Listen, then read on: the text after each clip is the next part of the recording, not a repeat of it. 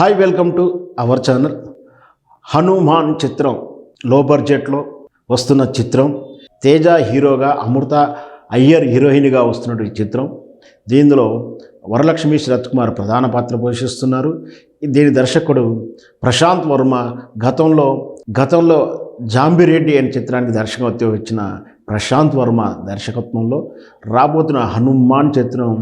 ఇది హనుమంతుని యొక్క ఇతివృత్తంగా తీసుకొని అంజనాపురం అనే గ్రామంలో జరిగిన కథగా తెర మీదకి వస్తుంది. మనకు తెలుసు, చిరంజీవి అంటేనే హనుమంతుడని. హనుమంతుడు భక్తుని మీద ఉన్నటువంటి ప్రేమతోటే ఇతని పేరును చిరంజీవిగా మార్చుకోవడం జరిగింది. అందుచేత ఈ సినిమాకు రావాలని ఖచ్చితంగా అనుకొని వచ్చారంటూ కూడా స్టేజ్ మీద చెప్పడం జరిగింది.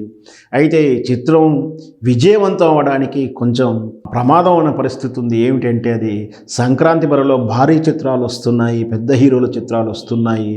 నాగార్జున నా సామిరంగా చిత్రము, దాంతోపాటు గుంటూరు కార చిత్రం, మహేష్ బాబు చిత్రం, ఇంత భారీ చిత్రాల మధ్య ఈ సజ్జాకు మేము సైతం సహకరిస్తామంటూ హిందూ సంఘాలు ముందుకొస్తున్నాయి.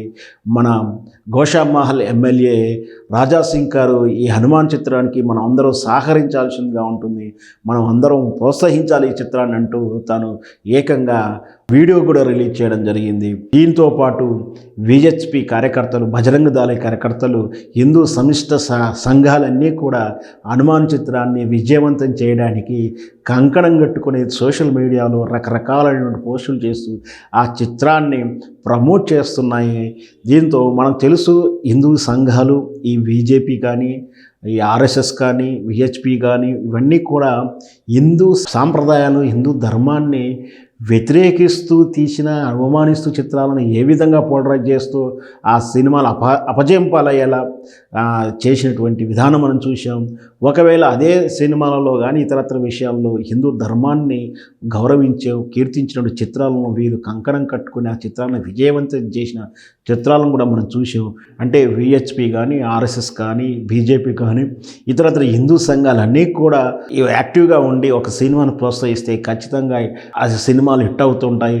ఆ కోవకలేకే ఈ హనుమాన్ కూడా హిట్ అయ్యే చిత్రంగా మనం చెప్పుకోవచ్చు. మొత్తం మీద ఒక మంచి సంకల్పంతో, మంచి కథతో వస్తున్న చిత్రానికి హిందూ సంఘాలే కాదు, సమిష్టం అందరం కూడా హనుమాన్ చిత్రాన్ని చూసి సినిమా బాగుంటే ఎంకరేజ్ చేద్దాం. ఈ ఖచ్చితంగా హనుమాన్ చిత్రం అనేది ఈ సంక్రాంతికి విజయం కాబోతుంది. దీనితో పాటు ఇంకో ప్రత్యేకత ఉంది హనుమాన్ చిత్రానికి. రేపు అయోధ్యలో 22వ తారీఖు రామ మందిర ప్రారంభోత్సవం కార్యక్రమం జరపబోతుంది.